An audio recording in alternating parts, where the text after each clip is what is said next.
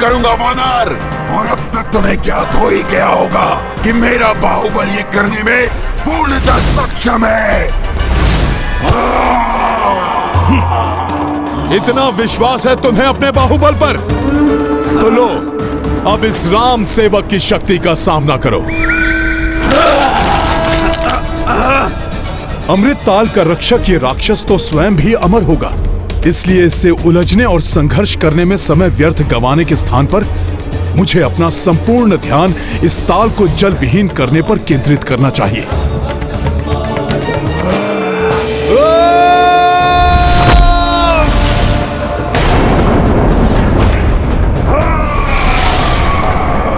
संभवतः इस राक्षस का तो अंत हो गया। अब मुझे शीघ्र इस ताल को जल विहीन कर देना चाहिए।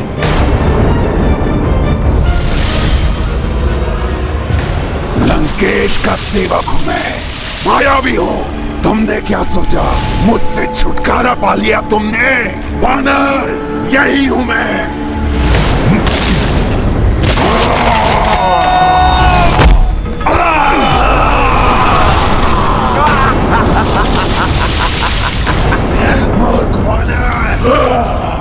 क्या लगा तुम्हारी वानर बुद्धि को? मेरा अंत हो गया। इस प्रकार तो ये मुझे मेरा कार्य नहीं करने देगा। इसके लिए कोई अन्य उपाय करना होगा। मुझसे मुक्ति नहीं पा सकते तुम वानर। जब तक इस ताल में जल रहेगा तब तक तुम मुझे कोई क्षति नहीं पहुंचा सकते। और जब तक मैं हूं तब तक इस ताल को जल विहीन करना तुम्हारे लिए असंभव है।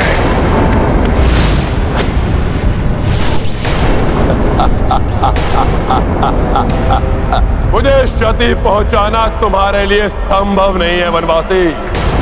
अब देखो कि कैसे मेरी मायावी बाधा तुम्हारे साथ तुम्हारी संपूर्ण वानर सेना को समाप्त करती है।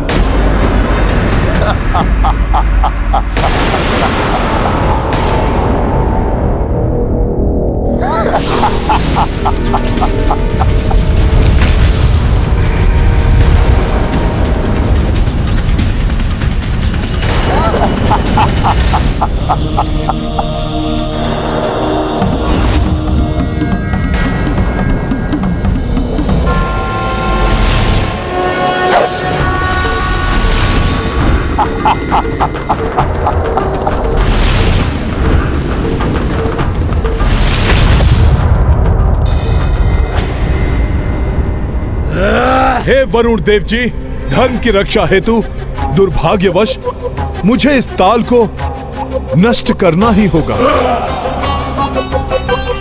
हे अग्निदेव, कृपा कर इस कार्य में मेरी सहायता कीजिए।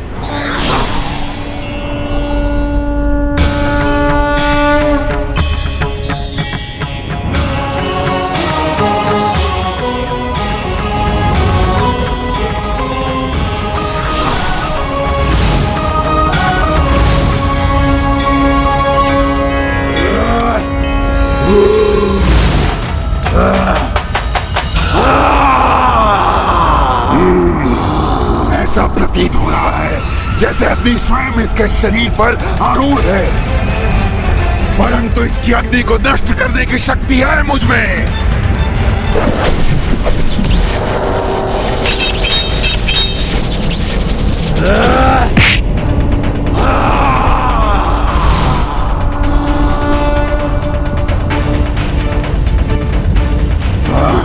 छोड़ दो मुझे दुष्ट वानर, तुम मुझे भस्म कर रहे हो। छोड़ दो मुझे।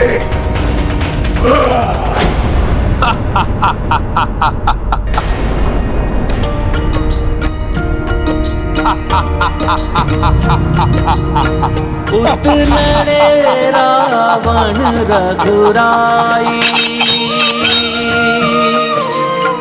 इत बजरंगी ताल सुखाई। किंचित बूंद भी शेष न राखा, जय जय राम सेवक हनुमाना। राम सिया राम जय हनुमान। राम सिया राम जय हनुमान। अब मेरे प्रभु के बाण व्यर्थ नहीं जाएंगे। जय श्री राम।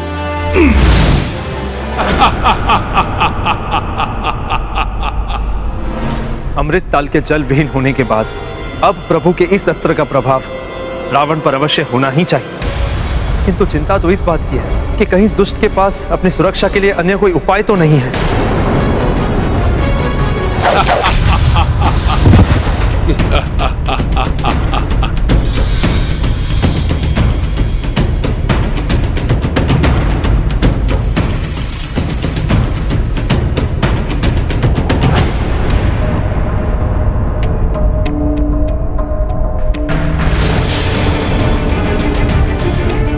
ये कैसे संभव है?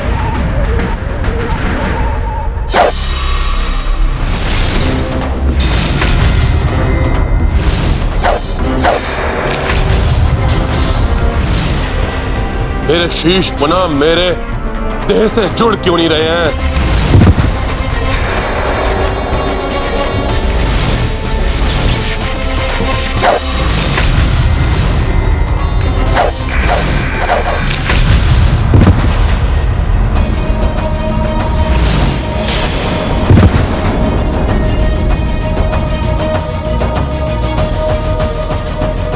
प्रतीत होता है कि रावण की मायावी शक्तियां चूक गई हैं। अब उसका अंत समीप है।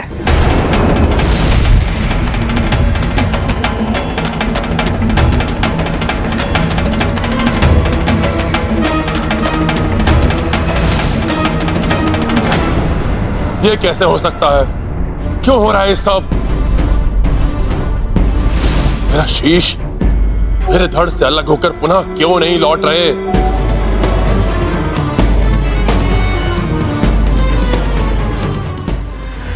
प्रतीत होता है इस वानर को अमृत ताल के बारे में ज्ञात हो गया है। अवश्य ही इसके द्वारा अमृत ताल वाष्पित कर लुप्त कर दिया गया है। प्रभु, अंत कर दीजिए इस दुष्ट का।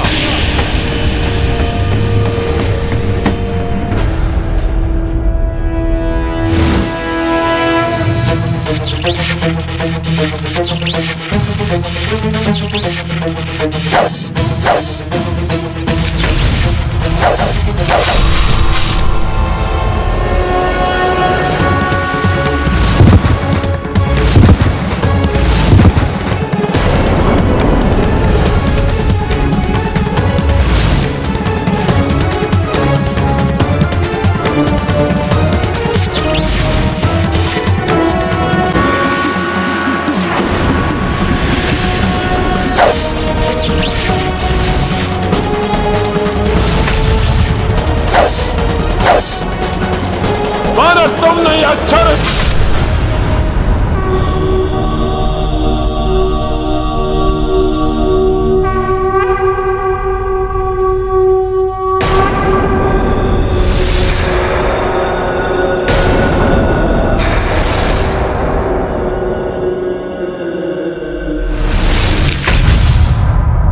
जय श्री राम। प्रभु श्री राम की, प्रभु श्री राम की, प्रभु श्री राम की, प्रभु श्री राम की।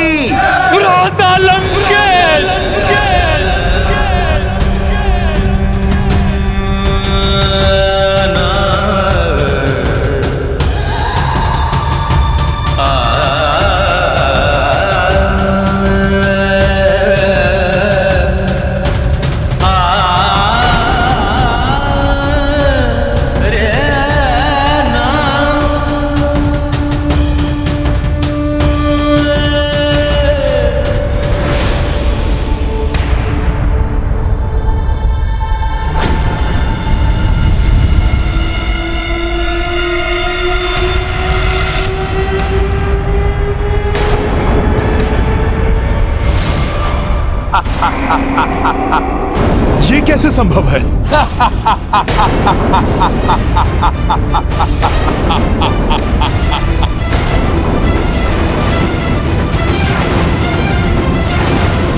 वनवासी, कहीं तुम्हारा यह भ्रम तो नहीं था? इतनी सहजता के साथ तुम इस लंकेश रावण का वध कर लोगे?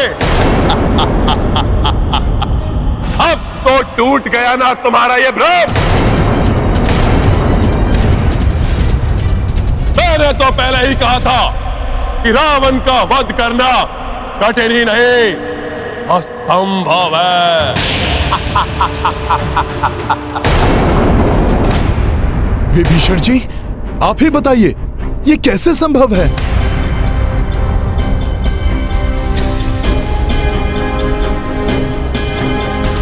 रावण को रक्षा प्रदान करने वाले अमृत ताल को स्वयं नष्ट किया है मैंने। उसमें जल की एक बूंद भी मैंने शेष नहीं रहने दी, परंतु यह फिर भी पुनर्जीवित हो गया।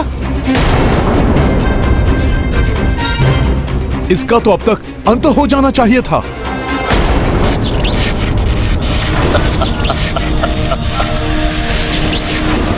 ओहो, तो तुम अब भी प्रयास करना चाहते हो?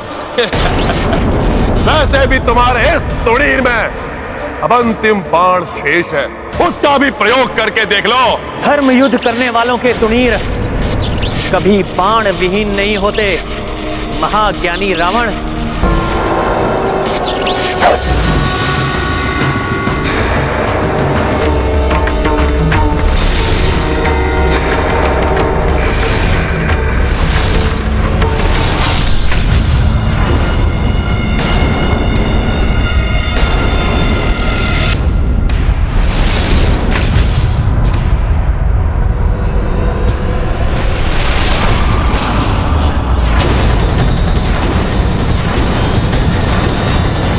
यदि तुम्हारे पास असंख्य बाण हो तब भी तुम इस लंकेश रावण का वध नहीं कर सकते, क्योंकि जिस बाण से मेरा लंकेश रावण का वध संभव है वो तुम्हारे इस तुड़ीर में है ही नहीं।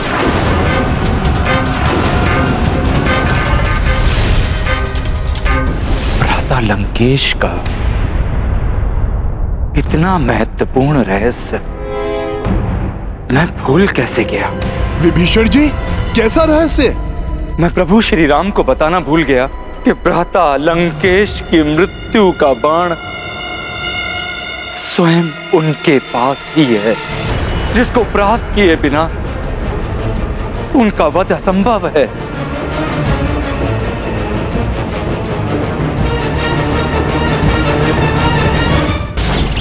रुको मत वनवासी, चेष्टा करते रहो। रावण का मृत्यु बाण, वो उसे कैसे प्राप्त हुआ और मुझे कहां मिलेगा वो बाण?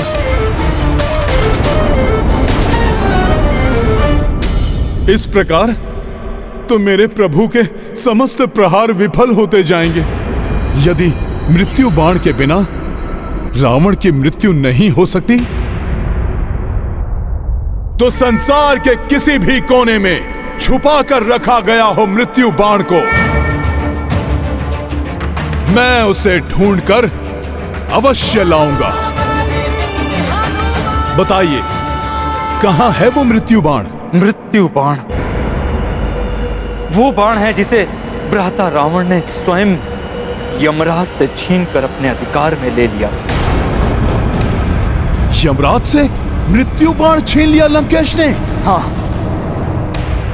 ब्रह्मदेव, महादेव एवं देवी से वरदान पाकर भ्राता लंकेश अत्यंत शक्तिशाली हो गए थे, किंतु फिर भी उनके मन में अपनी मृत्यु को लेकर संदेह बना रहा। अपने इस भय को मिटाने के लिए वो मृत्यु के देवता यमराज पर चढ़ाई करने के लिए स्वयं यमलोक जा पहुंचे। उस रात्रि भ्राता लंकेश की उग्रता अपने चरम पर थी। भ्राता इतने प्रचंड थे कि यमलोक के जो भी सैनिक उनका मार्ग रोकने के लिए आए, उन्होंने एकाकी क्षण भर में उन सब का विध्वंस कर डाला। रोको कोई दुष्ट को।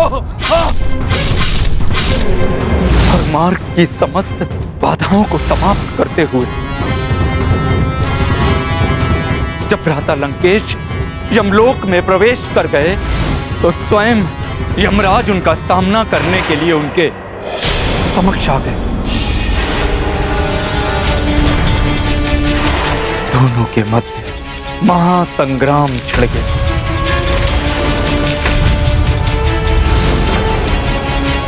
सृष्टिकर्ता ब्रह्मदेव एवं देवाधिदेव महादेव के वरदानों के कारण भ्राता रावण यमराज से अधिक शक्तिशाली सिद्ध होने लगे।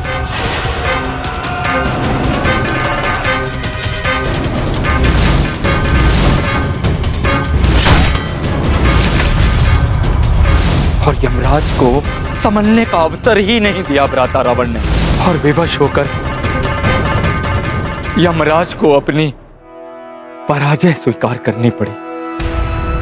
मृत्यु के देवता यमराज, अब मात्र दो ही विकल्प है तुम्हारे समक्ष। या तो मेरी मृत्यु का बाण मुझे सौंप दो, या स्वयं मृत्यु के लिए प्रस्तुत हो जाओ। यमराज के समक्ष पराजय को स्वीकार करने के अतिरिक्त और कोई विकल्प बचा ही नहीं था। समक्ष पराजय को स्वीकार करने के अतिरिक्त और कोई विकल्प बचा ही नहीं था। अतः विवश होके उन्हें भ्राता लंकेश के मृत्यु बाण का आवाहन करना पड़ा।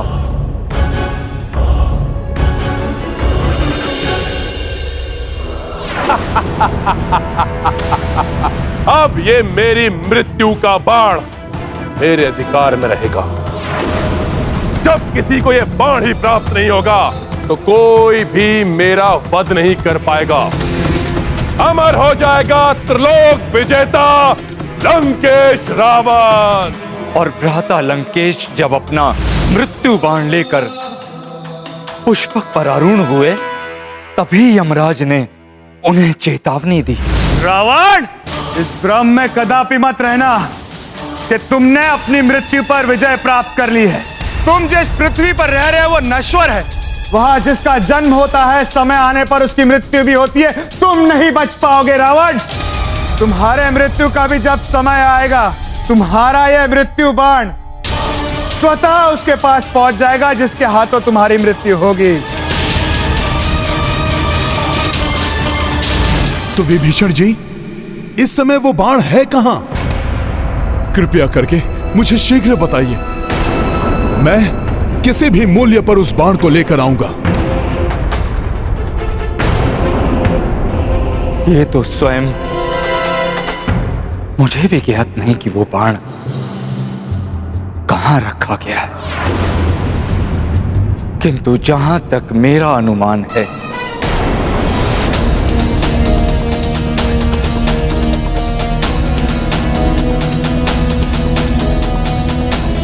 ये मैं क्या कर रहा हूं? स्वयं अपने ही भ्राता की मृत्यु का कारण बनने जा, किंतु धर्म के मार्ग पर चलने के लिए मुझे यह बलिदान देना होगा। भाभी मंदोदरी को इसके विषय में अवश्य ज्ञान होगा। महारानी मंदोदरी? किंतु स्मरण रहे हनुमान, भाभी पतिव्रता स्त्री है, इसलिए उनसे मृत्यु बाण के विषय में पूछना निरर्थक ही होगा। कोई भी पत्नी ऐसा कार्य नहीं करेगी जो उसके पति के लिए अहितकर हो। यही नारी धर्म है। किंतु रावण का मृत्यु बाण प्राप्त करने के लिए मैं उसके महल में जाऊंगा, भले ही इसके लिए मुझे कुछ भी करना पड़े। वैसे भी एक समय मैंने महारानी मंदोदरी से एक वचन लिया था जो उन्हें पूरा करना है। यदि आवश्यकता पड़ी तो मैं उस वचन का आश्रय भी लूंगा। धर्म की रक्षा के लिए जो भी कार्य आवश्यक हो व्यक्ति को वो अवश्य करना चाहिए। जय श्री राम।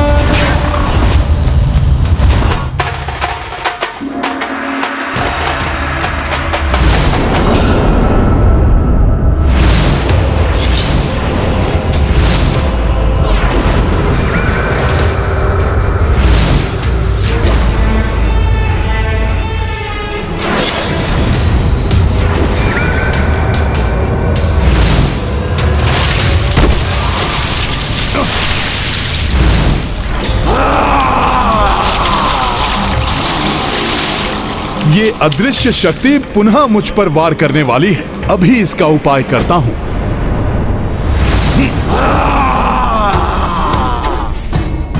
बहुत हुए तुम्हारे अदृश्य वार। अब मैं तुम्हें और अधिक समय के लिए अपने कार्य में बाधा नहीं बनने दूंगा। योद्धा छिपकर नहीं, प्रत्यक्ष होकर वार करते हैं। साहस है तो मेरे समक्ष आकर मेरा सामना करो। सदैव के समान मैं राम काज के लिए अपने प्राण न्यौछावर करने के लिए तैयार हूं, परंतु उसमें किसी भी बाधा को सहने के लिए तैयार नहीं। तुम राम काज में संलग्न हो तो मैं भी दशानन रावण का कार्य कर रहा हूँ, जिसमें आने वाली बाधा को रोकने के लिए मैं किसी का वध करने में कोई भी संकोच नहीं करूंगा वानर। और अब तक तुम्हें ज्ञात हुई। कदाचित इनके वार्तालाप से ही उस मृत्यु बाण तक पहुंचने का कोई सूत्र प्राप्त हो जाए।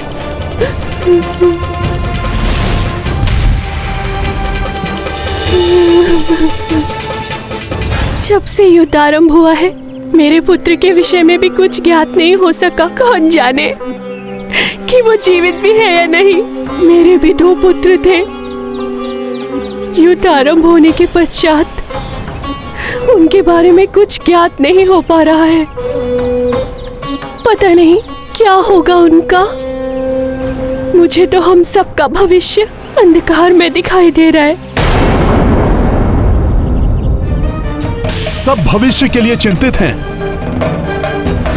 तो विभीषण जी, इस समय वो मृत्यु बाण है कहाँ? भाभी मंदोदरी को इसके विषय में अवश्य ज्ञान होगा। रावण का मृत्यु बाण प्राप्त करने के लिए मैं उसके महल में जाऊंगा, भले ही इसके लिए मुझे कुछ भी करना पड़े। प्रभु श्री राम के काज के लिए मुझे स्वांग रचना पड़ेगा।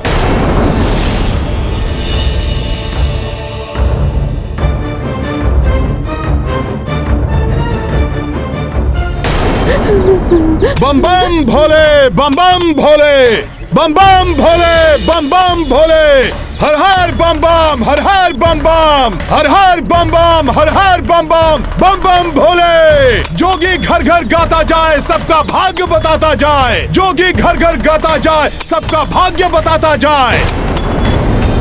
बम बम भोले, बम बम भोले। अरे देखो, कोई जोगी आ रहा है। बम बम भोले, बम बम भोले। हाँ, बड़े ही पहुँचे हुए जोगी लग रहे हैं ये।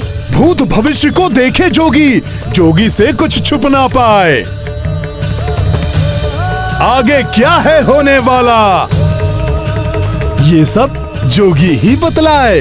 जोगी बाबा, क्या आप हम सबका भविष्य बता सकते हैं? अवश्य देवी। शनि की टेढ़ी दृष्टि हो या मंगल का कोई क्रीड़ा, या राहु केतु ने भाग्य में किया हो कोई झमेला। कल क्या है होने वाला, भाग्य कहाँ ले जाए, ये सब जोगी ही बतलाए। बम बम भोले, बम बम भोले। परंतु हम आपका विश्वास कैसे कर लें? क्या आप जो बताएंगे सत्य ही होगा? हर हर बम बम, हर हर बम बम। भाग्य का लेखा मिट ना पाए, पर हर ज्वर का होता उपाय। आ जाएंगे वो जिनकी प्रतीक्षा में आप व्याकुल हैं। शीघ्र ही युद्ध समाप्त होगा, लंका पुनः फलेगी फूलेगी। हर हर बम बम, हर हर बम बम। आपके दोनों पुत्र लौट आएंगे, बड़े होकर लंकेश की सेवा करेंगे। और आपका पुत्र भी लुप्त है ना? हाँ। आ जाएगा वो भी। वो महाज्ञानी बनेगा देवी। सबका मार्गदर्शन करेगा। परंतु उससे लाभ क्या? जिस तरह लंका के सभी योद्धाओं का अंत हुआ, उनका भी अंत हो जाएगा। मुझे ज्ञात है देवी, इस भीषण युद्ध में आपको अपने परिजनों को खोना पड़ा है, किंतु जो होना था हो गया। जो बीत गई सो बात गई, जो होना है वो भी होगा। फिर आएगी प्रातः नई, फिर से होगी सुख की वर्षा, हर मन फिर खिल जाएगा। फिर पतझड़ का होगा अंत, एक नव वसंत फिर आएगा। बम बम भोले, बम बम भोले। लंका में परिवर्तन होगा, बदलेंगे लंकेश भी। भाग्य उदय होगा लंका का, बदलेगा परिवेश भी। भाग्य ने कैसे खेल रचाए, कोई इसको समझ ना पाए, किंतु कल क्या होने वाला ये बस जोगी ही बतलाए। बम बम भोले, बम बम भोले। हर हर बम बम, हर हर बम बम। महारानी जी, महारानी जी, हस्तक्षेप के लिए क्षमा चाहूंगी महारानी जी। वो बाहर एक तेजस्वी जोशी आए हैं, श्रेष्ठ भविष्यवक्ता है वो। यदि आप कहें तो उन्हें लंका के राज मंदिर में लेकर आओ। जो आज्ञा आपकी।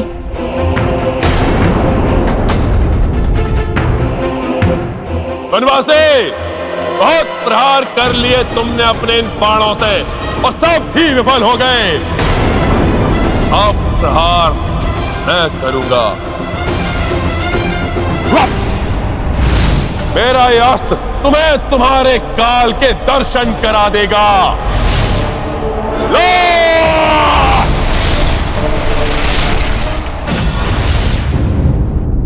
बम बम भोले, बम बम भोले, बम बम भोले। अब मुझे किसी प्रकार देवी मंदोदरी को बातों में उलझाकर मृत्यु बाण कहाँ रखा है ये ज्ञात करना होगा। बम बम भोले, बम बम भोले, बम बम भोले, बम बम भोले, बम बम भोले, बम बम भोले, बम बम भोले।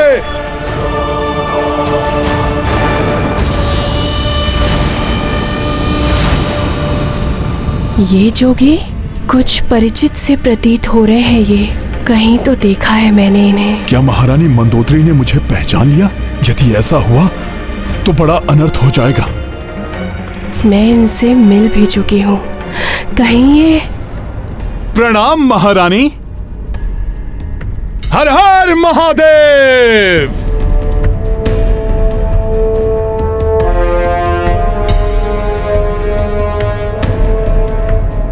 महारानी जी, अवश्य ही आप और आपके पतिदेव बड़े ही शिव भक्त हैं। सत्य है ना? मैंने आपको पहले भी कहीं देखा है। आपको स्मरण है कुछ?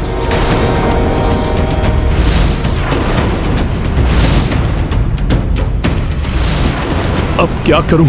मिथ्या संभाषण में कर नहीं सकता, और सत्य कहा तो अनर्थ हो जाएगा। बताइए ना ज्योतिषी महाराज जी, क्या मेरी आपसे पूर्व काल में भी भेंट हो चुकी है?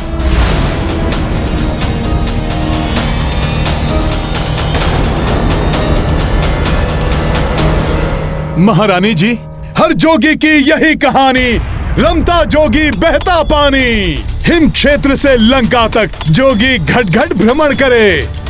किससे कहां भेंट हो जाए, कब किसको स्मरण रहे।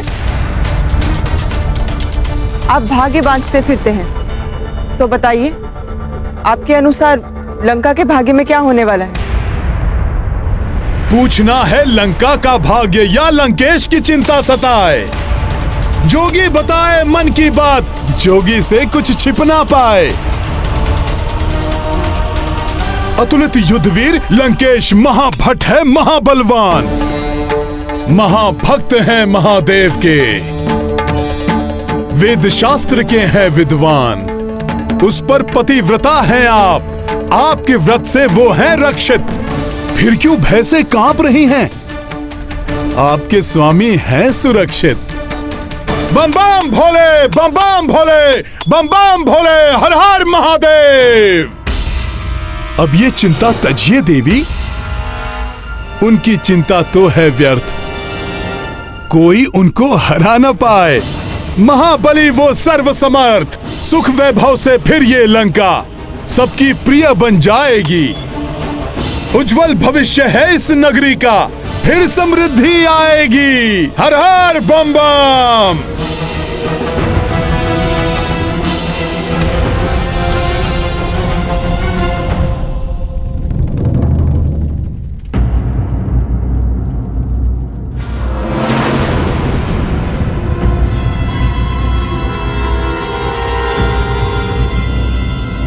किंतु यहां तो नहीं, किंतु ये कैसे हो सकता है? क्या हुआ ज्योतिषी जी, कोई समस्या है क्या? हाँ देवी, एक तुच्छ सी आपदा है जो स्वयं लंकेश के आसपास डोल रही है। ये आपदा किसी देवता की ओर से या फिर कोई यक्ष बनेगा इसका कारण।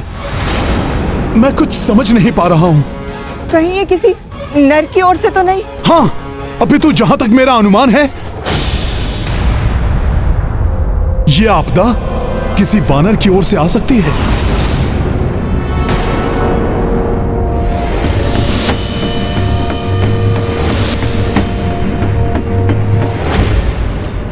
तब तो अवश्य वो वानर हनुमान होगा।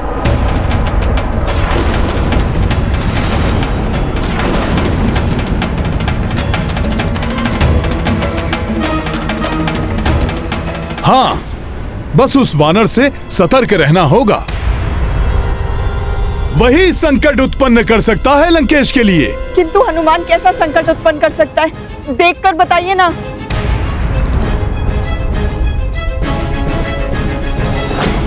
प्रतीत हो रहा है जैसे हनुमान किसी वस्तु को ढूंढने में लगा हुआ है। अनुमानतः उसे बाहर से लंका में लाया गया है। ऐसी वस्तु क्या हो सकती है? सोची देवी, कोई ऐसी वस्तु जिसे छुपाकर किसी गुप्त स्थान पर रखा गया हो, जो किसी के हाथ लग जाए तो लंकेश संकट में पड़ सकते हैं। मेरा ग्रंथ किसी अस्त्र की ओर इंगित कर रहा है। कोई बाण है क्या?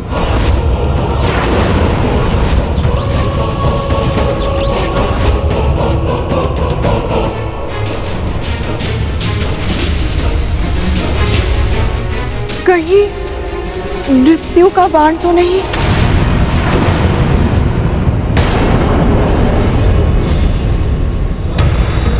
हाँ, वही होगा। अवश्य ही हनुमान मृत्यु के बाण को खोजने में लगा हुआ है। देवी, आप शीघ्र जाइए और सुरक्षित कीजिए उस बाण को। आप उचित कह रहे हैं ज्योतिषी जी, मैं अब उसे अपने नेत्रों के समक्ष ही रखूंगी।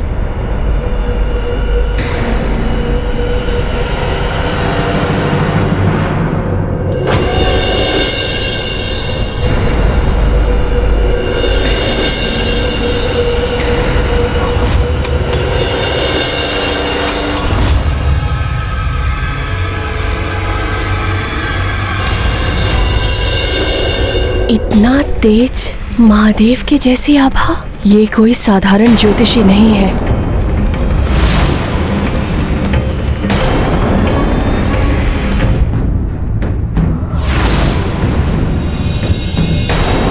कौन हो तुम?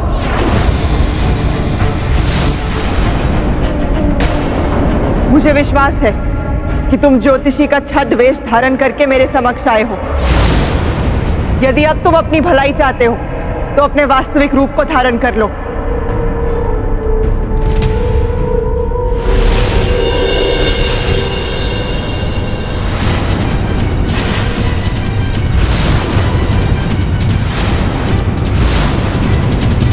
हनुमान,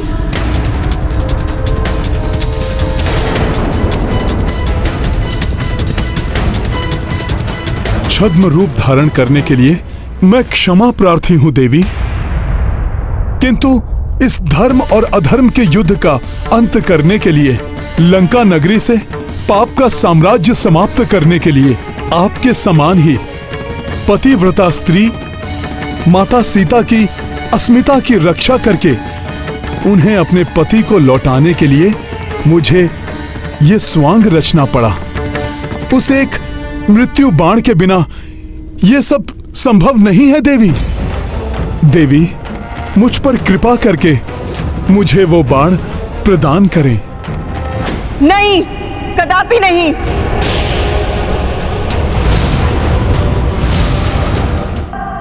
इससे पूर्व कि मैं अपना संयम खो दूं, चले जाओ यहां से।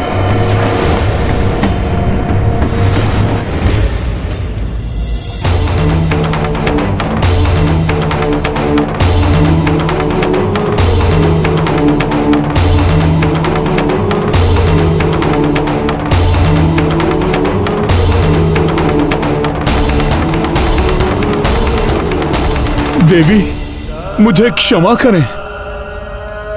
उस बाण को लिए बिना मैं यहां से नहीं जा सकता।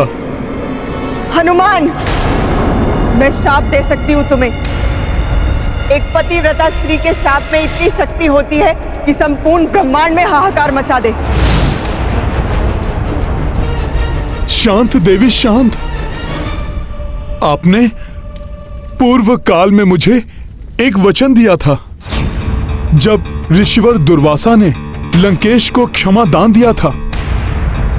देवी, स्मरण कीजिए। स्मरण रहे, रावण को जीवन दान हनुमान की विनती से प्राप्त हुआ है। अतः भविष्य में हनुमान के इस उपकार का प्रतिफल देना होगा।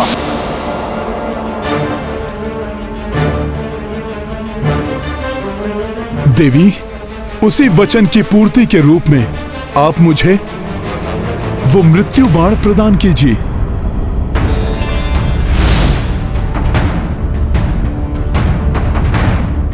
अन्यथा यह युद्ध अनवरत चलता रहेगा और तब न जाने कितना विध्वंस और होगा। कदाचित यह संपूर्ण लंका ही एक पतिव्रता स्त्री की मर्यादा की रक्षा करते हुए प्रभु के कोप की भेंट चढ़ जाए। एक स्त्री से उसके पति की मृत्यु का साधन मांग रहे हो तुम, हनुमान? कोई पतिव्रता स्त्री ऐसा कैसे कर सकती है? देवी, तो क्या आप अपना दिया हुआ वचन भंग कर देंगी? देवी, अपने सत्य व्रत का पालन कीजिए। मेरे लिए मेरे सत्यव्रत धर्म से बड़ा मेरा पतिव्रत धर्म है। मेरा पतिव्रत धर्म है। मेरा पतिव्रत धर्म है। मेरा पतिव्रत धर्म है।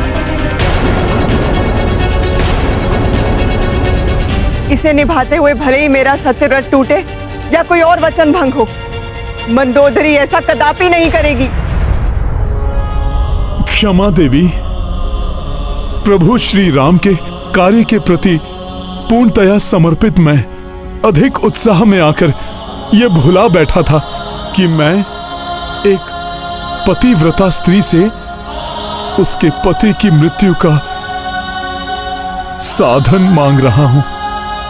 मैं समझ सकती हूँ हनुमान, अपने आराध्य के प्रति तुम्हारी अगाध निष्ठा के कारण ऐसा हुआ।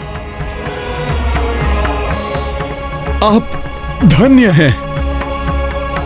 माता सीता की भांति आप भी पतिव्रत धर्म की साक्षात प्रतिमूर्ति हैं।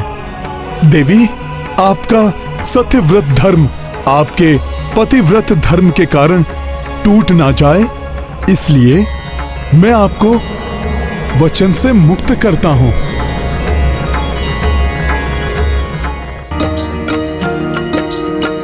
मंदोदरी सदा पतिव्रत धारी और कपि सत्यव्रत अनुचारी। प्राप्त वचन अंजनी सुतवारी अबला कृतज्ञ भैया भारी। राम सिया राम जय हनुमान। राम सिया राम जय हनुमान। ये गाथा महा मधुमत की रुचिकर लीला राम भगत की। जय जय जय रघुनंदन राम, जय जय जय महाबली हनुमान। जय जय जय रघुनंदन राम, जय जय जय महाबली हनुमान।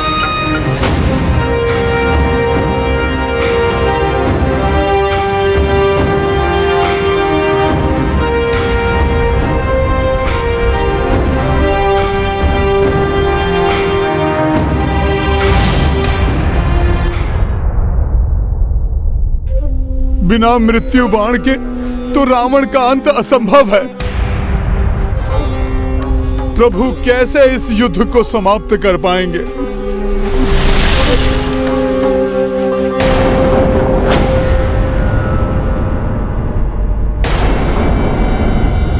कोई मेरा पीछा कर रहा है क्या? कोई दिखाई नहीं दे रहा है। कौन है जो अदृश्य होकर मेरा पीछा करने का दुस्साहस कर रहा है? बार बार पीछे मुड़कर मत देखो। मैं इस समय मृत्यु काल रूप में हूँ। इस रूप के दर्शन मनुष्य को मात्र उनके अंतिम समय में ही दिखाई देते हैं। इस रूप के दर्शन का अर्थ है मृत्यु के मुख में चले जाना। अच्छा, आप यमराज जी हैं, मृत्यु के देवता? हाँ हनुमान, मैं यमराज ही हूँ। जब यमराज जी स्वयं यहाँ पर हैं, तो अब मुझे रावण की मृत्यु बाण प्राप्त करने से कोई रोक नहीं सकता।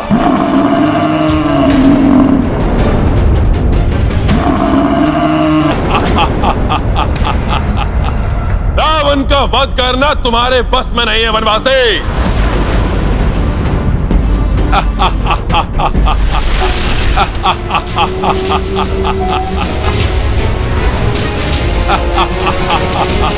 विचित्र वरदान प्राप्त है इस असुर को। प्रभु के प्रत्येक वार पे ये विकराल और शक्तिशाली होता जा रहा है।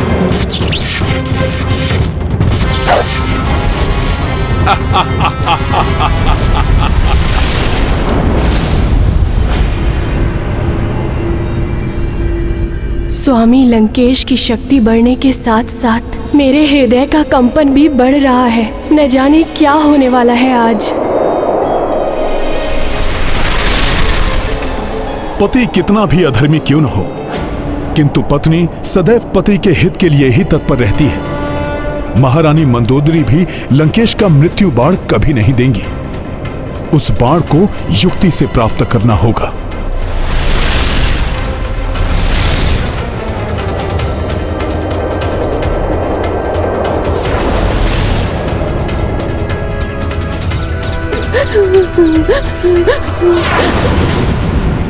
ये दासियां बहुत चिंतित दिखाई दे रही हैं। ये युद्ध एवं रावण की मृत्यु के अतिरिक्त अन्य कोई चिंता हो ही नहीं सकती इन्हें।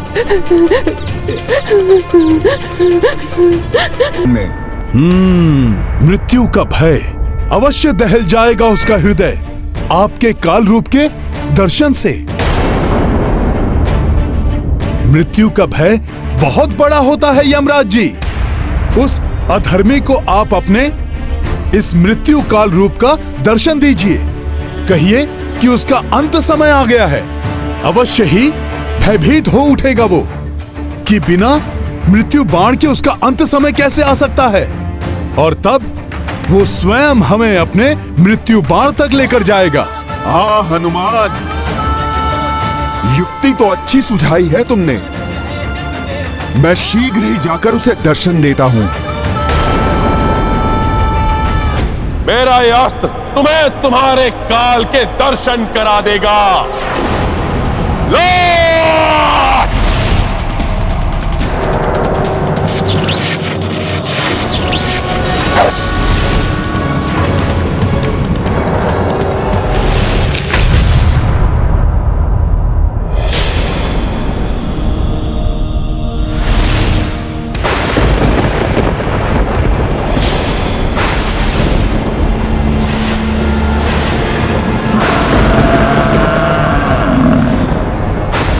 अकस्मात ही क्या होने लगा।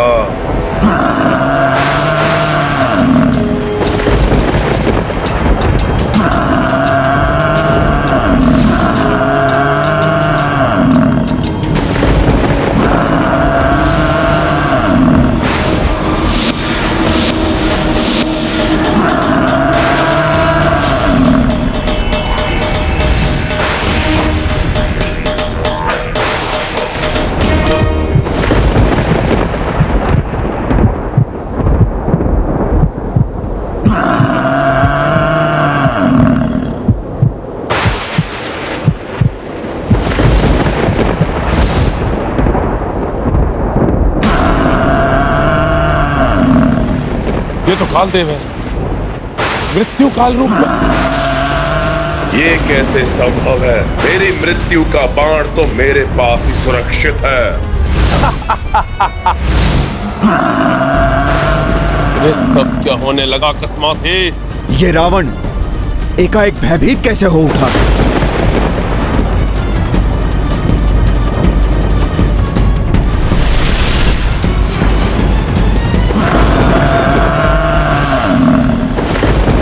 यमराज, तुम मुझे स्पर्श भी नहीं कर सकते, क्योंकि मेरी मृत्यु का बाण मेरे पास ही सुरक्षित है। रावण, अब तुम्हारे अंत का समय आ गया है। अब तुम्हें मृत्यु के मुख में जाने से कोई नहीं बचा सकता। नहीं, असंभव है ये कैसे हो सकता?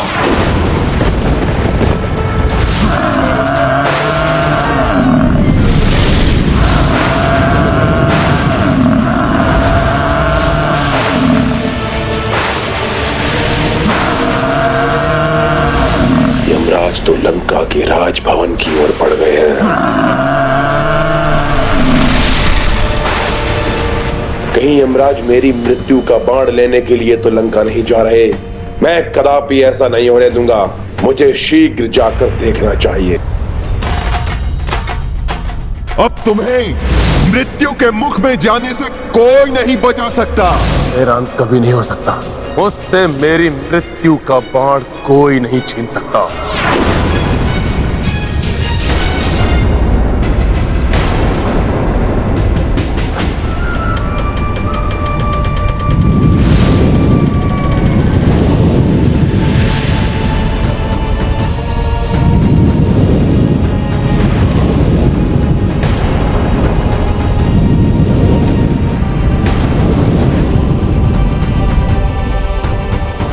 भले ही रावण बारंबार जीवित होता रहे, किंतु मेरे प्रहार नहीं रुकेंगे।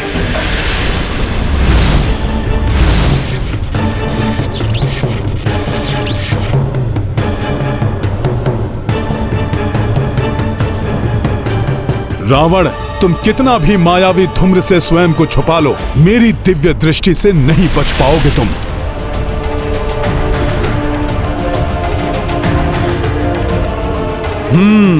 तो इस धूम्र के पीछे छुपकर ये राक्षस अपनी माया से दो रूप बना रहा है, जिससे कि एक रूप यहां युद्ध करता रहे और दूसरा रूप मृत्यु बाण तक जा सके। तो मेरी युक्ति में तुम फंस ही गए रावण। तुम स्वयं मुझे उस मृत्यु के बाण तक लेकर जाओगे। रावण के इन दोनों रूपों में भेद करना कठिन है कि कौन वास्तविक रावण है एवं कौन मायावी रावण।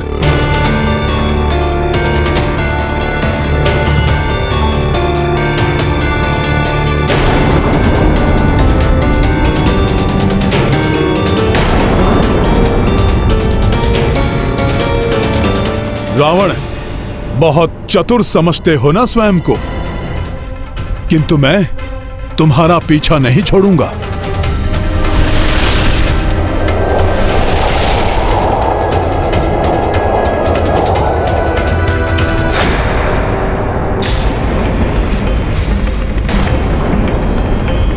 कुछ समझ में नहीं आ रहा है कि ये हो क्या रहा है।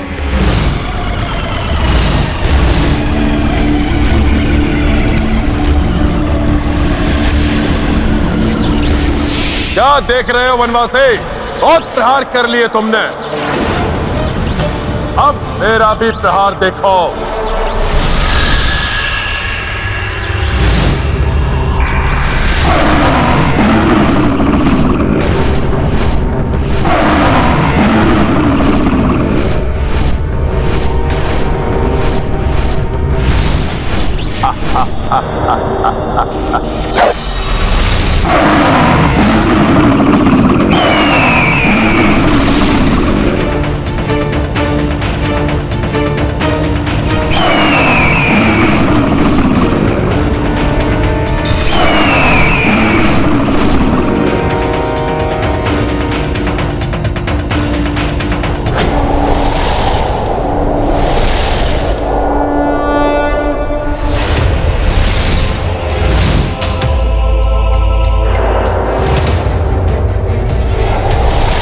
रावण, तुम जहां भी जाओगे तुम्हारे पीछे आऊंगा मैं। हनुमान के बुद्धि बल का ही परिणाम है ये, जो रावण स्वयं मृत्यु बाण तक पहुंचाने का मार्ग प्रशस्त कर रहा है।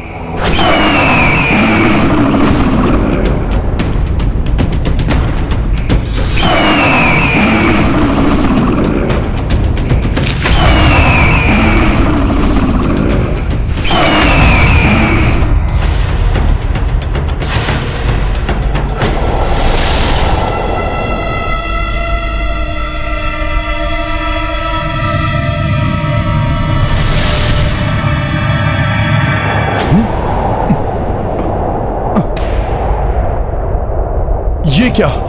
रावण अकस्मात ही कहां लुप्त हो गया? अब मृत्यु बाण के इतने निकट आकर भी कहीं सारा किया हुआ व्यर्थ ना हो जाए। नहीं, ऐसा नहीं हो सकता। रावण को मुझे शीघ्र ही ढूंढना होगा।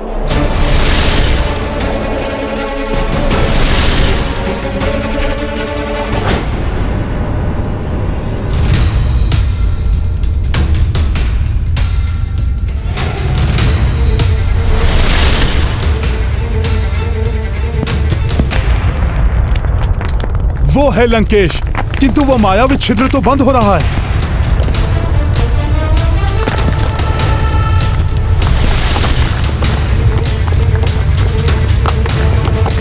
उस छिद्र के बंद होने के पूर्व ही मुझे उसके पार जाना होगा। लाए प्रयोग कपि चतुराई, जामह लंकेशा उलझाई। मृत्यु बाण प्राप्ति के लाए, अंजनी नंदन युक्ति लगाए। रावण मार्ग स्वयं की प्रशस्ता, हनुमत आगे कोसि विवशता। बजरंगी जब बुद्धि लड़ाई, दुर्गम काज सुगम हो भाई। रावण, तुम हनुमान को अपने मृत्यु बाण तक ले ही आए।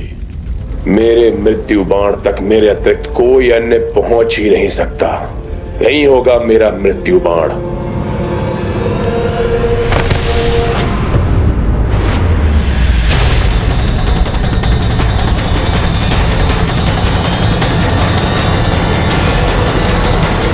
कोई नहीं है,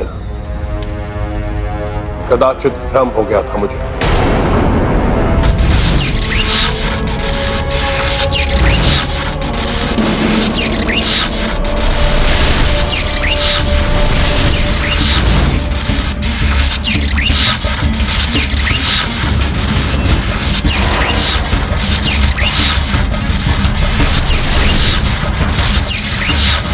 ओम ओम जूम सहा ओम ओम जूम जूम।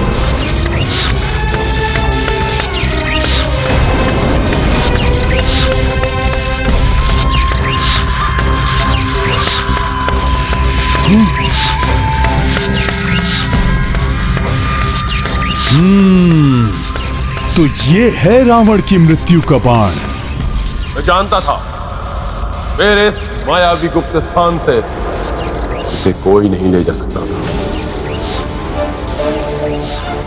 पूर्णतः ठीक की स्थिति में है ये।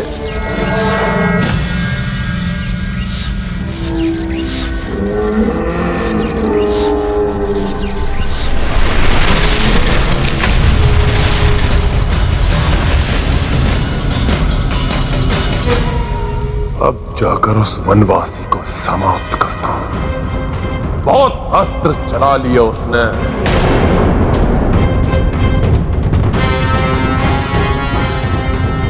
अब रावण के अस्त्र चलेंगे।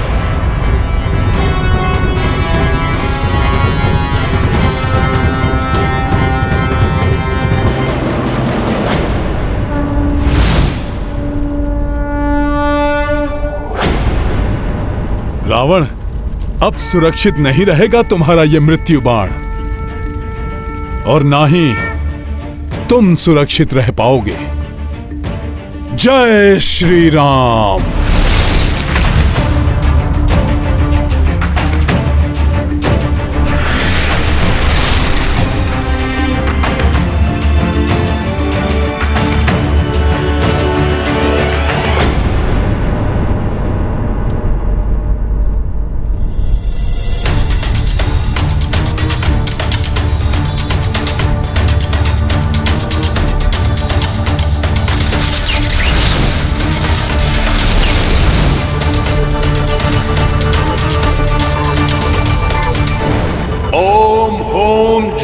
सः ओम होम जूम सः ओम होम जूम सः ओम होम जूम सः।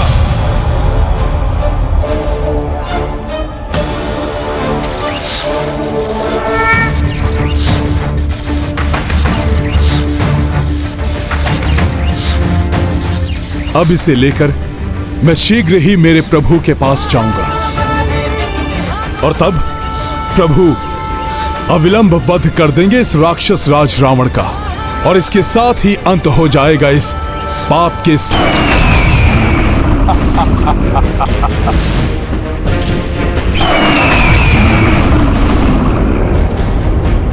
रावण का ये मायावी पशु बड़ा ही भयंकर प्रतीत हो रहा है। किंतु विजय प्रभु के अस्त्र से निर्मित पशु की ही होगी, क्योंकि अधर्म कितना भी भयानक और बलशाली क्यों न हो, विजय सदैव धर्म की ही होती है।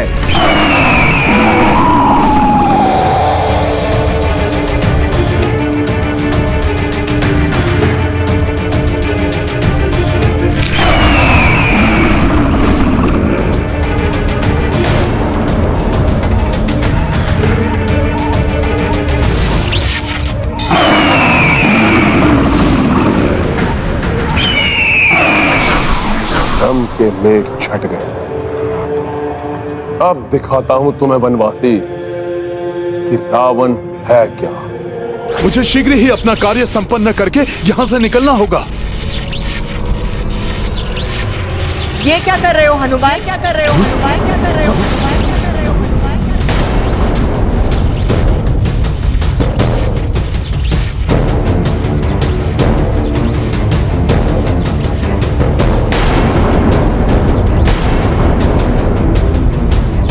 तो अब तुम छल का भी आश्रय लेने लगे हनुमान।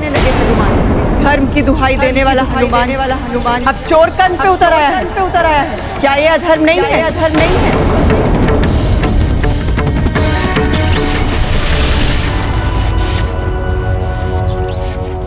क्या सोच रहे हो हनुमान?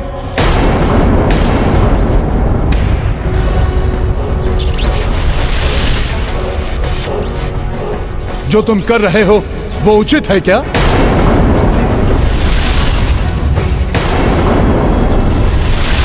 क्या अधर्म से प्राप्त किए गए इस बाण को तुम्हारे मर्यादा पुरुषोत्तम प्रभु स्वीकार कर लेंगे?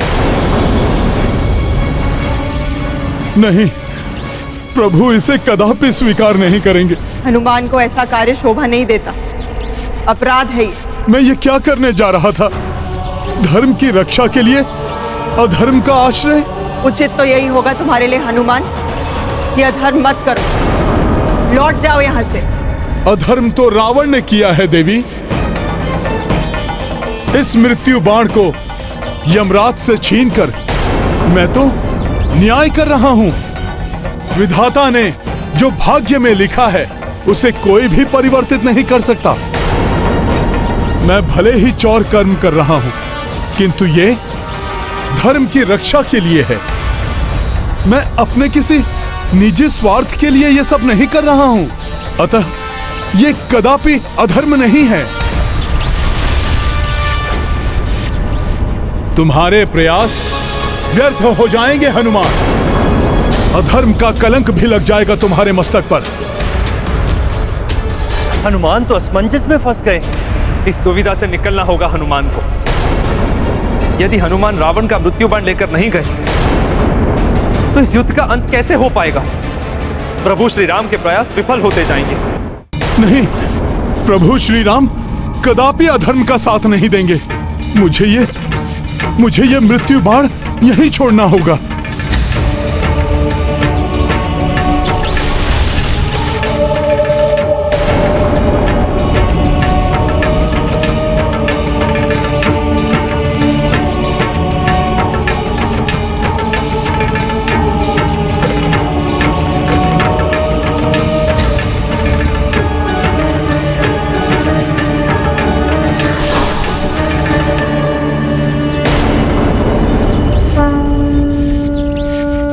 यमराज जी, आपके इस निर्मल धर्मराज रूप के दर्शन पाकर मैं धन्य हो गया। मेरा प्रणाम स्वीकार करें।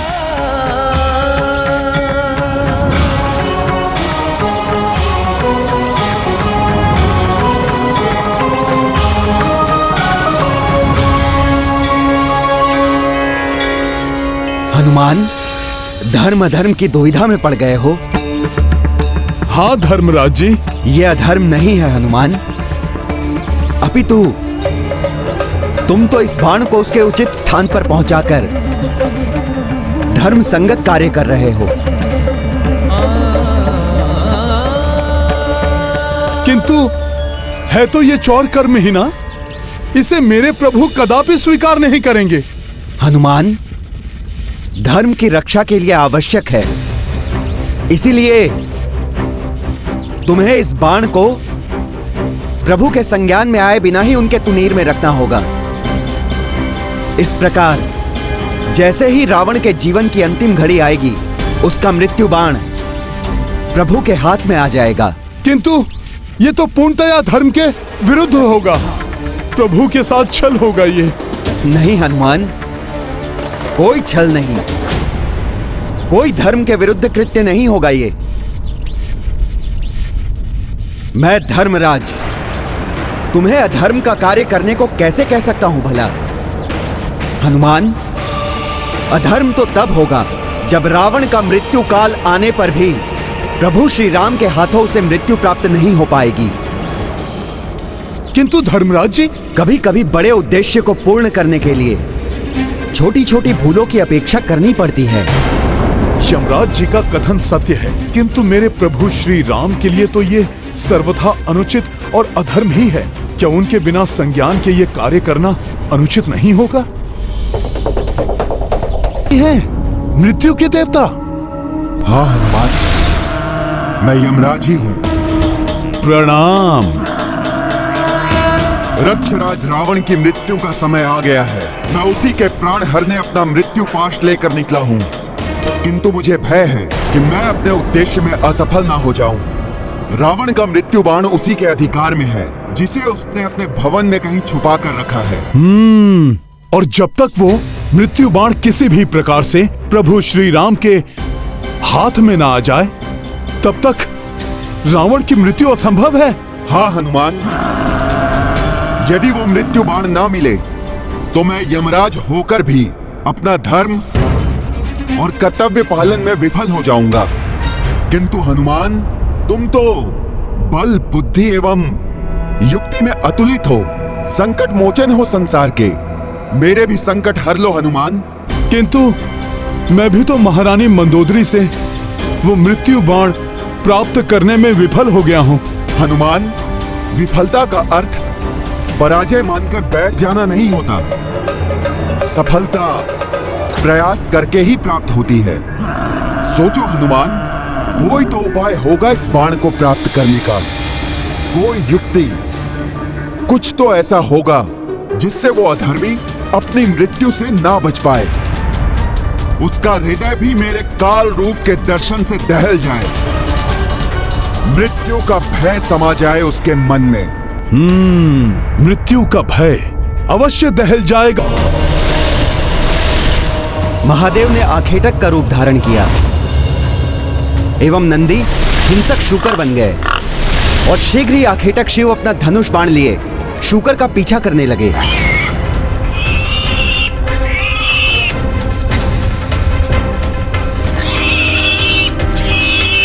हिंसक शूकर भागते भागते उथत्य की ओर आने लगा।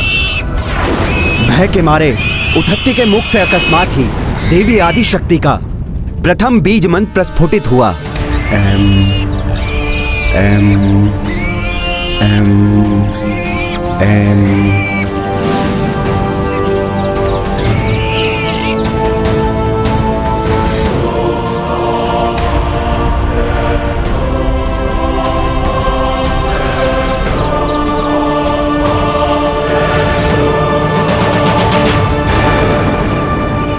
हे युवक, क्या तुमने मेरे आखेट को इस ओर आते हुए देखा है? चुप क्यों हो? बताओ, उस शूकर को आखेट करके मैं अपने परिवार के लिए आज रात के भोजन का प्रबंध कर लूंगा। तुम्हें भी इसका पुण्य मिलेगा। बताओ, कहां छुप गया है वो शूकर? क्या करूं मैं? सत्य बोलता हूं तो एक जीव के प्राण की हानि होगी, और यदि असत्य बोलकर उस जीव की रक्षा करता हूं तो असत्य वाचन का दोष लगेगा, अधर्म होगा ये। फिर क्या किया उसने? उस दुविधा से कैसे मुक्त हुआ उतथ्य? बुद्धिहीन होकर भी उसने उचित निर्णय लिया।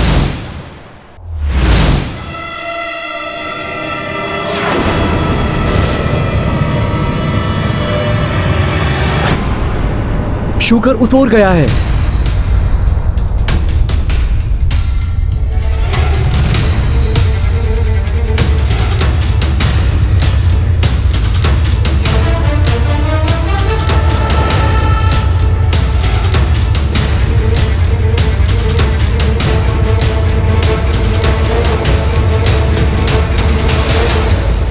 उस जीव के प्राण बचाने के लिए उतथ्य ने असत्य बोला, तब तो वो अवश्य ही भोले बाबा की परीक्षा में असफल हो गया होगा।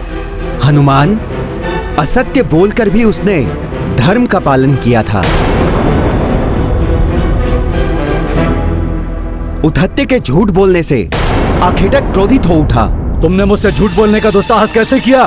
सब तो यही कहते हैं कि तुम कभी भी असत्य वाचन नहीं करते हो। अब तुम्हें तुम्हारे दुस्साहस का दंड अवश्य मिलेगा। हाँ, मैंने असत्य बोला है, लेकिन मेरे छोटे से असत्य ने उस निर्दोष जीव के प्राण की रक्षा की है। मेरे इस छोटे से अधर्म से एक बड़ा धर्म का कार्य हुआ है। यदि आप मुझे दंड देना चाहते हैं तो मैं उसके लिए प्रस्तुत हूँ।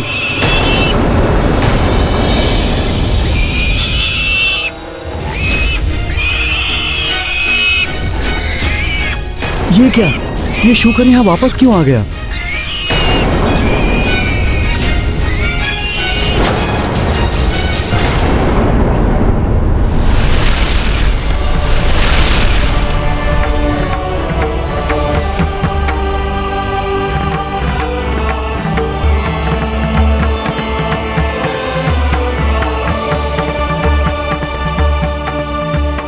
महादेव, महेश्वरी, नंदी जी, आप सबके दर्शन से इस मूर्ख उतथ्य का जीवन धन्य हो गया। आप सबके चरणों में मेरा प्रणाम। उठो तथ्य, भले ही तुमने मिथ्या वचन कहे, किंतु कोई अधर्म नहीं हुआ है तुमसे। मेरी परीक्षा में सफल रहे तुम। मुझे दुविधा से उबारकर आपने मुझ पर बहुत बड़ा उपकार किया है प्रभु। तुम्हारा ये कृत्य संसार के समक्ष उदाहरण बनेगा कि असत्य संभाषण से यदि सबका कल्याण होता है तो वो असत्य धर्म नहीं होगा, और जिस सत्य से किसी निर्दोष का बुरा होता है वो सत्य होकर भी अधर्म कहा जाएगा। तुमने अपने असत्य से एक जीव की रक्षा करके यह सिद्ध कर दिया है उतथ्य कि बड़े उद्देश्य, बड़े कार्यों के लिए यदि छोटे नियम तोड़ना भी पड़े तो वो अधर्म नहीं कहलाते। मैं मूर्ख क्या जानूं माता कि क्या धर्म क्या अधर्म। मुझे जो उचित लगा मैंने वही किया। ये मूर्खता नहीं, बुद्धिमानी कहलाती है उतथ्य। और यही नहीं, तुम्हारे मुख से अनायास ही मेरे प्रथम बीज मंत्र एम का प्रस्फुटन भी हुआ है।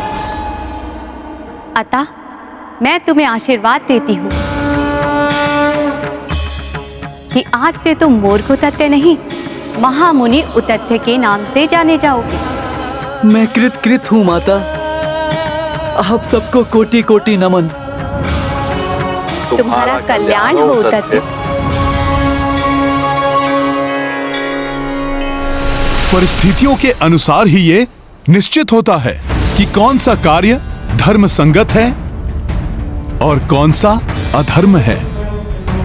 अर्थात इस धरती से अधर्म एवं पाप का बोझ उतारने के लिए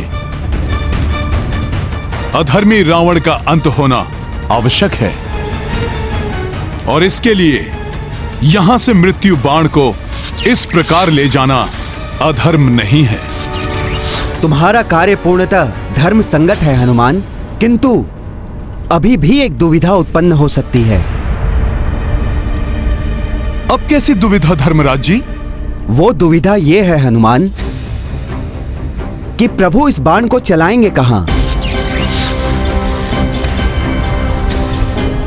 हनुमान, रावण को ब्रह्मदेव से आशीर्वाद स्वरूप अमृत की प्राप्ति हुई है, जिसे उसने अपने नाभि स्थल में धारण किया है। उसने नाभि स्थल को इसलिए चुना क्योंकि नाभि स्थल पर वार करना युद्ध के नियमों के विपरीत है। अतः मुझे संदेह है कि प्रभु युद्ध के नियमों के विरुद्ध ये कार्य कदापि नहीं करेंगे।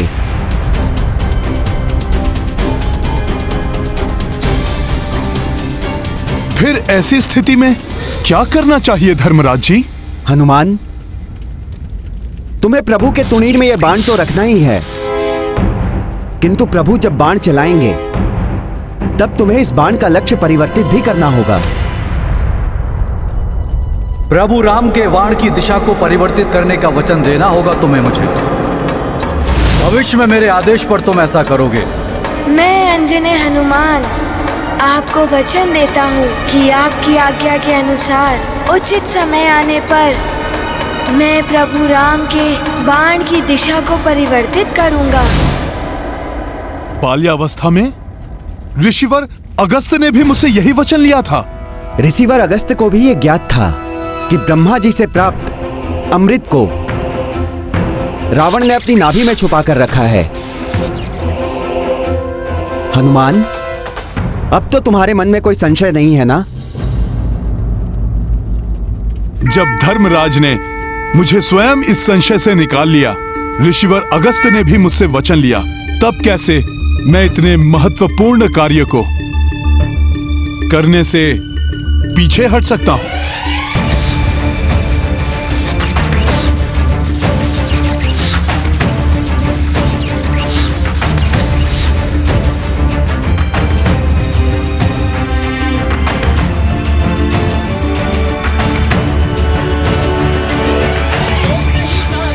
मैं प्रभु के तुणीर में ये बाण रखूंगा।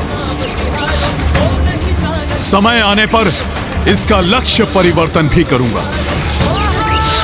अब अधर्म का नाश होगा और धर्म की विजय होगी, विजय होगी, विजय होगी, विजय होगी। मेरे प्रभु श्री राम की विजय हो, राम की विजय हो, राम की विजय हो, राम की विजय हो।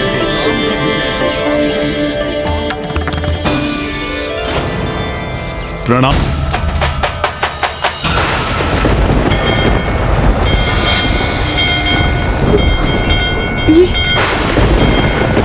ये क्या? ये अकस्मात क्या होने लगा? कहीं ये किसी बड़े अशुभ का संकेत तो नहीं है? शब्द विजय पर्याय कपीसा, बल अपार मुख तेज रवीसा। रावण दुष्ट का मृत्यु बाणा, प्राप्त किए देखो हनुमाना। रघुनंदन रावण की लड़ाई, अंत चरण हनुमत पहुँचाई। काज प्रभु के कपि किए पूरे, इनके बिना रघुराई अधूरे। हनुमत की रुचिकर लीला, राम भगत की जय जय जय महाबली हनुमान।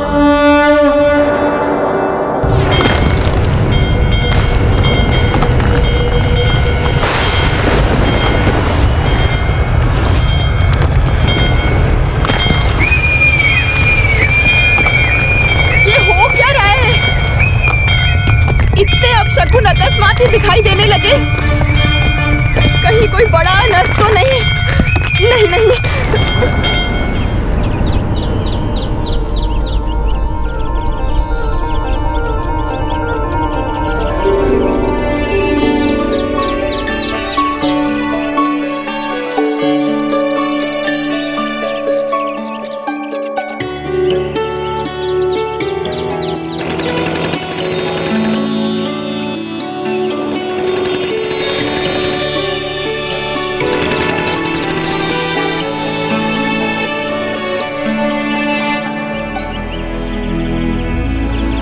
ये सब, ये शुभ शकुन, आज मुझे बड़े ही सुख का आभास हो रहा है। अवश्य ही ये अपशकुन अनर्थ की ओर संकेत कर रहे हैं। प्रभु,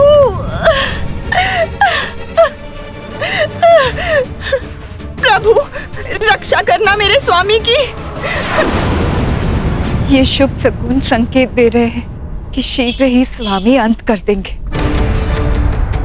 अधर्म का एवं अधर्मी रावण का। प्रभु, ये सत्य है कि मेरे स्वामी ने सदैव अधर्म का ही अनुकरण किया है, किंतु मैंने सदैव श्रेष्ठ धर्म का पालन किया है।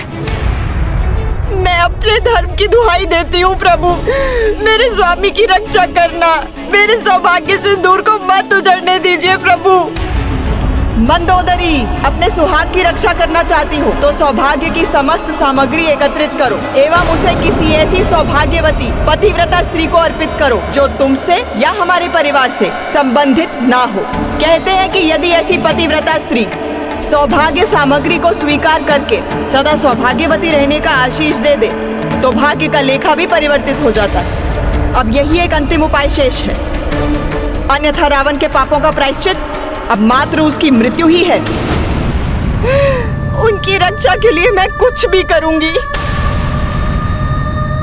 किंतु लंका की समस्त स्त्रियां तो विधवा हो चुकी हैं। सौभाग्यवती और हमारे परिवार की ना हो ऐसी कोई स्त्री तो शेष बची ही नहीं है लंका में। है, अभी भी एक स्त्री शेष है लंका में। कदाचित मेरे सौभाग्य से ही वो शेष बची होगी। कौन है वो? कहाँ है वो? अशोक वाटिका में, अर्थात देवी सीता।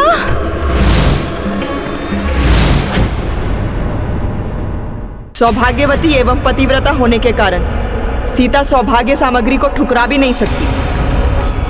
उसे तुम्हें सदा सौभाग्यवती रहने का आशीष देना ही पड़ेगा, और चूंकि वो स्वयं देवी लक्ष्मी का अंश है इसलिए उसके मुंह से निकला हुआ आशीष निष्फल नहीं हो सकता। किंतु सीता, मात्र सीता ही अब एक अंतिम आशा शेष है रावण के जीवन की रक्षा के लिए।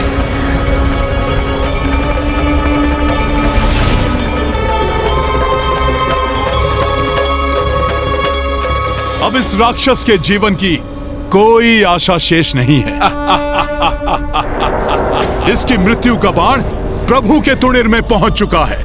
हाँ, विभीषण जी ने बताया था इसके बारे में।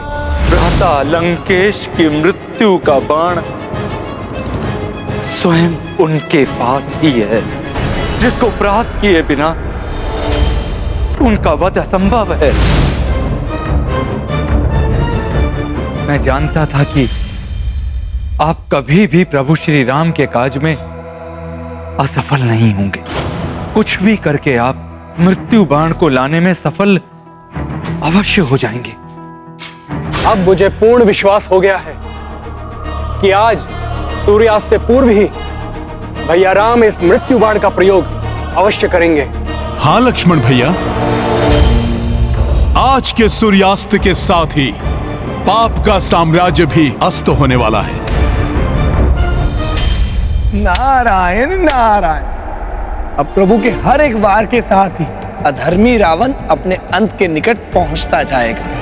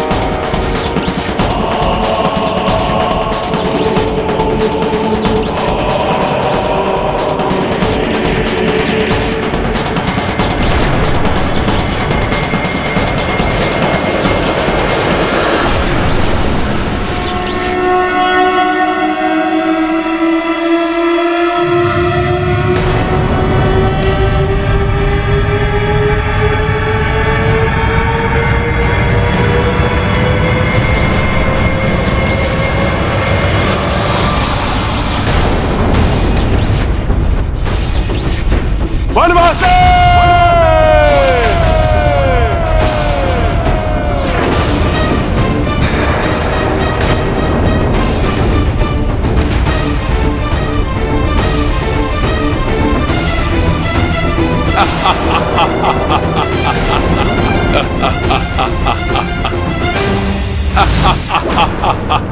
देखना, अब प्रभु निकालेंगे रावण की मृत्यु का बाण।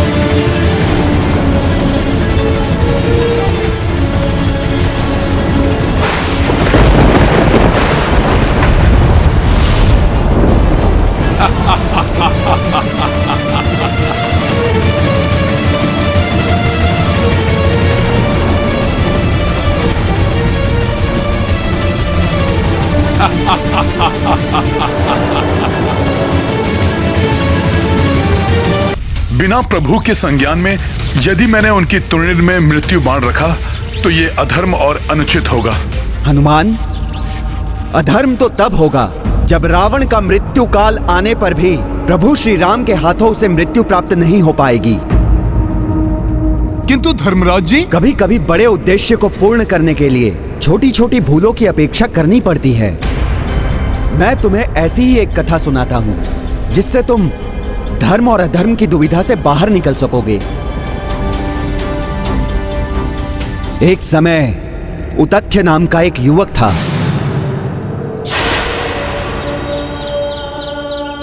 एक श्राप के कारण उसकी बुद्धि नष्ट हो चुकी थी और उसके परिजनों ने उसे मूर्ख कहते हुए घर से बाहर निकाल दिया था।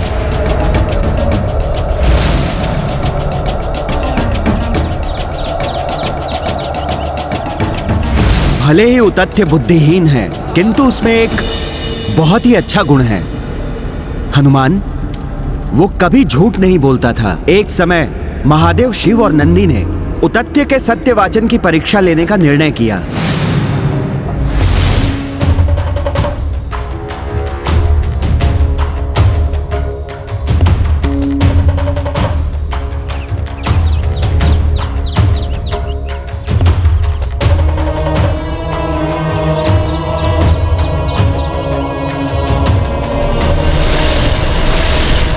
महादेव ने आखेटक कर प्रियं शंकरं सर्वनाथं भजामि, प्रियं शंकरं सर्वनाथं भजामि, प्रियं शंकरं सर्वनाथं भजामि, प्रियं शंकरं सर्वनाथं भजामि, प्रियं शंकरं सर्वनाथं भजामि, प्रियं शंकरं सर्वनाथं भजामि।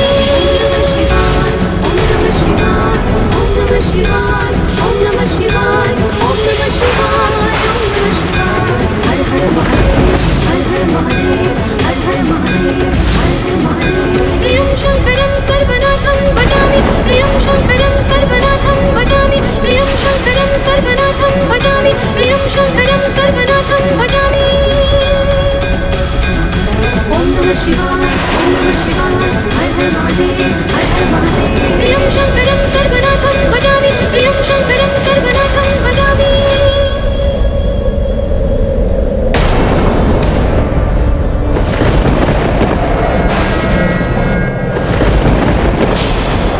मैं पूर्णतया सतर्क हूं। ऋषिवर अगस्त को दिए हुए वचन एवं धर्मराज जी के सुझाव के अनुसार मुझे बाण का लक्ष्य परिवर्तन करना है। स्वामी का अनिष्ट नहीं होने दूंगी। देवी सीता को ये सौभाग्य सामग्री सौंपकर उनसे सौभाग्यवती होने का आशीष लेकर ही रहूंगी मैं।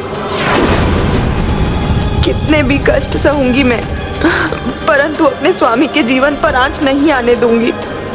देवी मंदोदरी, उनके यहाँ आने का क्या प्रयोजन हो सकता है? नारायण नारायण। यदि प्रभु के मृत्यु बाण से प्रहार करने के पूर्व ही मंदोदरी ने देवी सीता को सौभाग्य सामग्री सौंपकर उनसे सौभाग्यवती भव का आशीष प्राप्त कर लिया तो मृत्यु बाण भी प्रभावहीन हो जाएगा। रावण की मृत्यु पुनः टल जाएगी।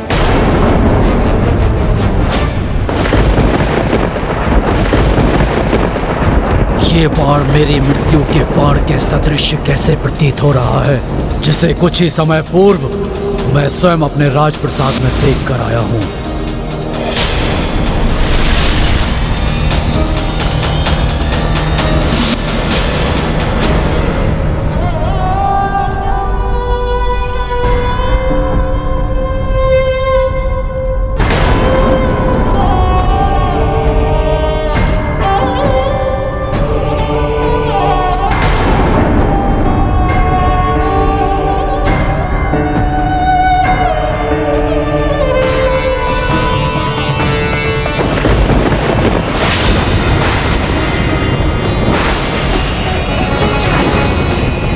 असंभव है ये, जिसे मैंने स्वयं अपने हाथों से अभी सुरक्षित किया था, वो मेरी मृत्यु का बाण इस वनवासी के हाथों में नहीं। अवश्य ही कोई छल है, मुझे भ्रमित कर भयभीत करना चाहता है ये वनवासी।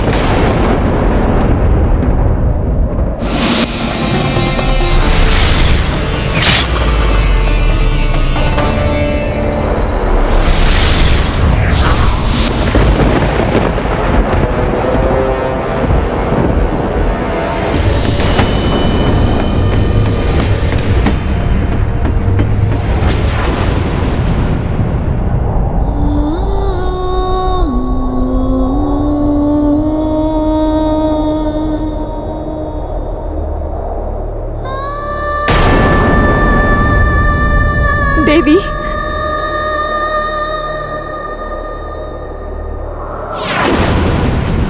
अनेक कष्ट उठाकर भी आपने पूर्ण निष्ठा से अपने पतिव्रत धर्म का पालन किया।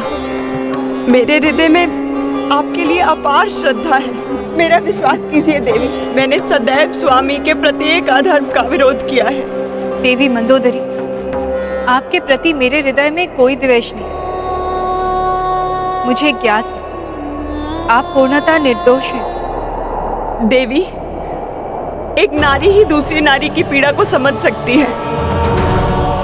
आज मैं एक अभागन पतिव्रता अपनी व्यथा दूर करने के लिए आपसे एक याचना करने आई हूँ। सच्चे हृदय से आपको कुछ देने और आपसे कुछ लेने आई हूँ। बस आप ये मत कहिएगा कि मेरी याचना स्वीकार करना आपके लिए असंभव है। रावण हूं मैं, किसी भी छल और किसी भी चाल में नहीं फंसूंगा। इससे पूर्व ये वनवासी कोई चतुराई दिखाए, उसके पूर्व ही मैं अपने सबसे घातक आसुरी अस्त्र का प्रयोग करूंगा।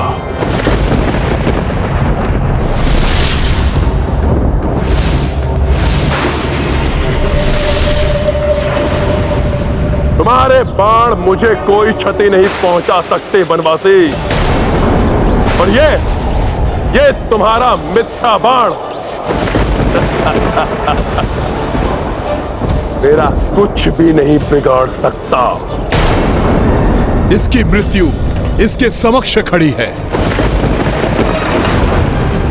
परंतु अहंकार से ढके इसके नेत्र इसे देख नहीं पा रहे हैं।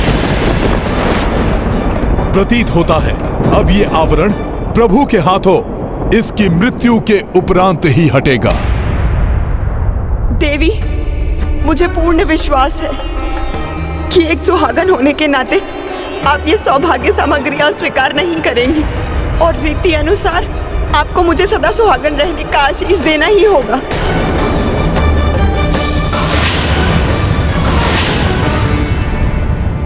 ये कैसी दुविधा में डाल दिया देवी मंदोदरी ने मुझे। मैं एक पतिव्रता सुहागन सौभाग्य सामग्री स्वीकार करने से मना नहीं कर सकती, परंतु धर्म और अधर्म के युद्ध में मेरे स्वामी मंदोदरी के पति से ही युद्धरत हैं, इसलिए उनकी इच्छा पूर्ण भी नहीं कर सकती मैं।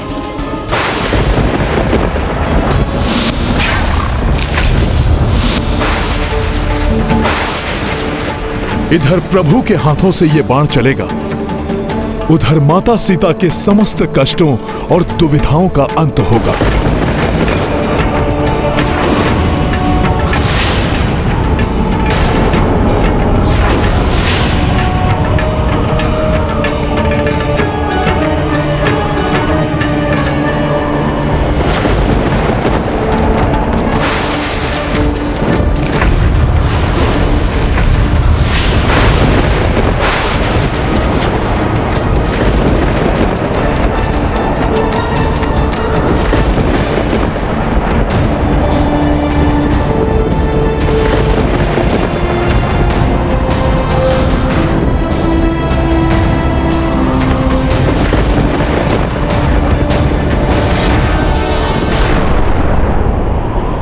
अपने दुष्कृत्यों से धर्म का नाश करने वाले रावण अब तुम्हारे सर्वनाश का समय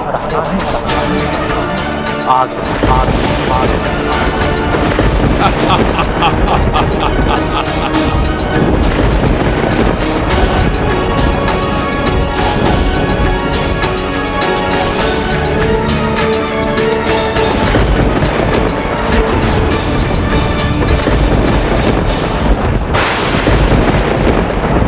प्रभु इस मृत्यु के बाण से इस दुष्ट का अंत कर पृथ्वी को इसके पापाचार से मुक्त करेंगे।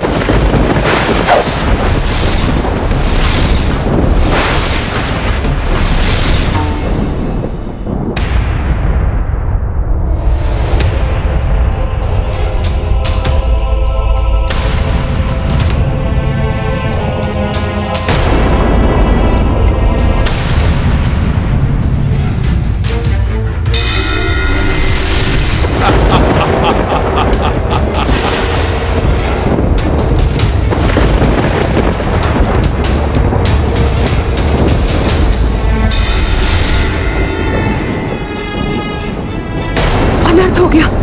मेरे सुहाग की प्रतीक मेरी सिंदूरदानी गिर गई।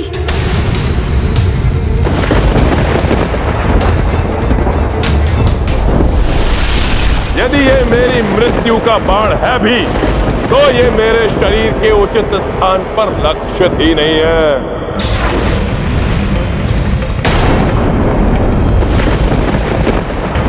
प्रभु राम के बाण की दिशा को परिवर्तित करने का वचन देना होगा तुम्हें मुझे। यही उचित समय है।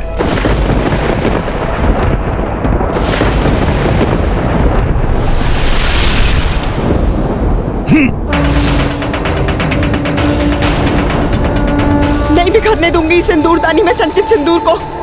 नहीं मिटने दूंगी अपने सुहाग की निशानी को मैं।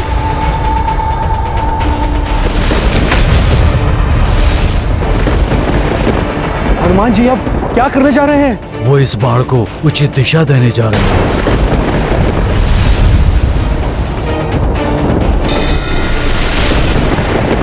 यदि हनुमान ने इस बाण को स्पर्श किया तो वो रावण वध में सौभाग्य बन जाएगी, जिससे प्रभु के एकाकी लड़ने का वचन खंडित हो जाएगा।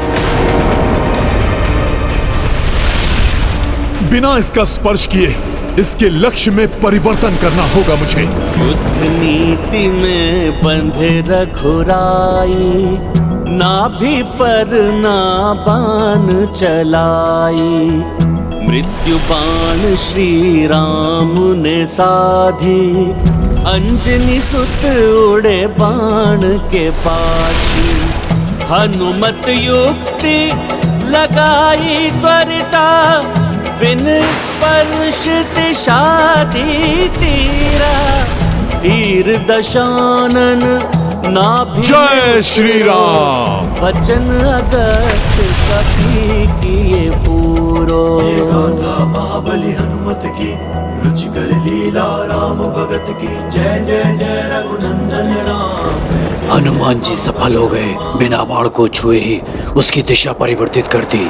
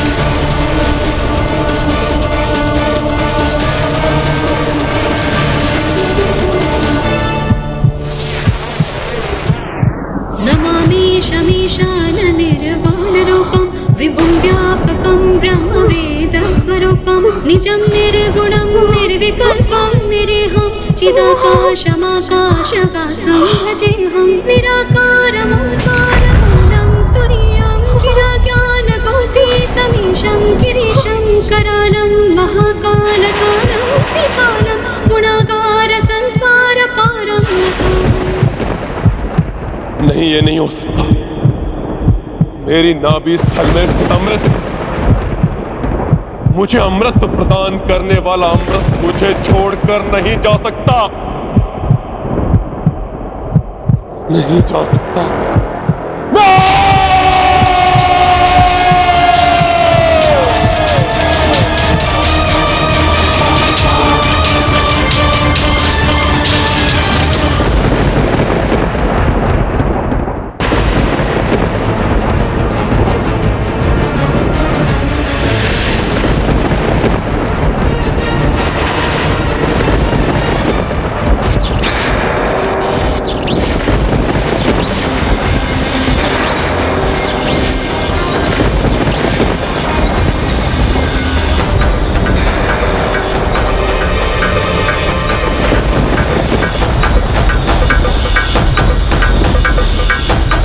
रावण, दुश्मन रहे रावण। अब तुम्हारी मृत्यु तुम्हारी निकट पहुंच चुकी है।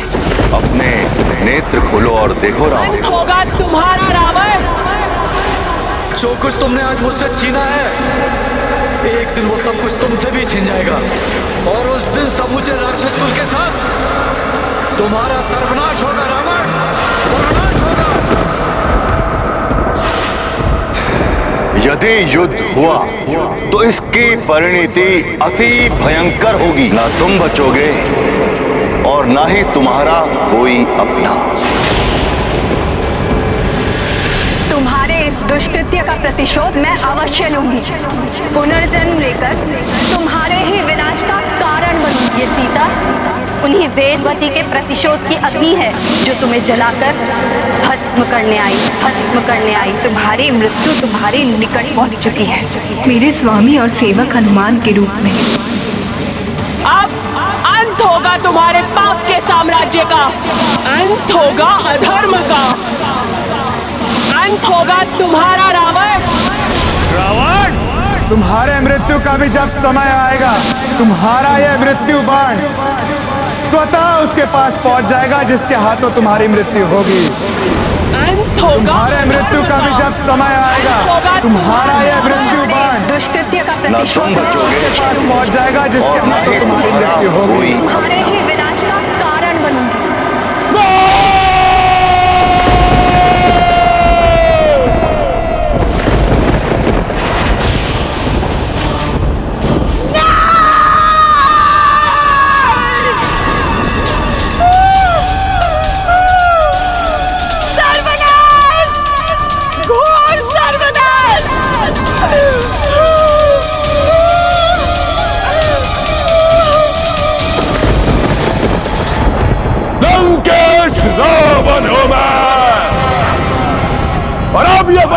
कोई भी सुरक्षित नहीं रहेगा।